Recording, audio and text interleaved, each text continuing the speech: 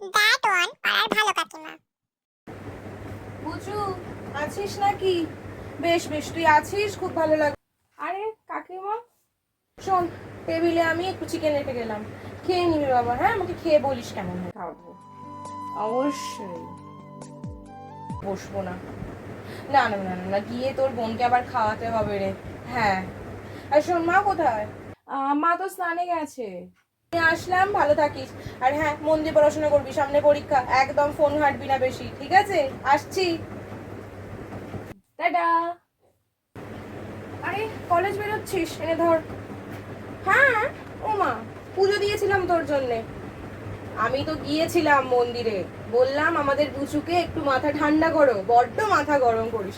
আমি প্রসাদ এখানে রাখলাম, হ্যাঁ, বেরোনোর আগে একটু খেয়ে নিস বাবু। হ্যাঁ, বসি, একটু বসি, অনেকক্ষণ ধরে কথা বলেছি, এবার একটু বসি। বাবা, তোমাদের বিছানার চাদরটা কি সুন্দর গো বৌদি, কোথা থেকে নিলে? অনলাইনে? আমাকে একটুখানি অর্ডার করে দিও তো, বেশ সুন্দর চাদরটা পেতেছো। তাই? বাহ।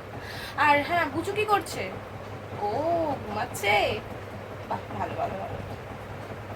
না না, বিয়ের কথা কেন তুলছো তুমি আবার? একদম বিয়ের কথা বলবে না, না না না না না। বুচুর বিয়ে এখন দেওয়া যাবে না। আরে, কতই বা বয়স ওর?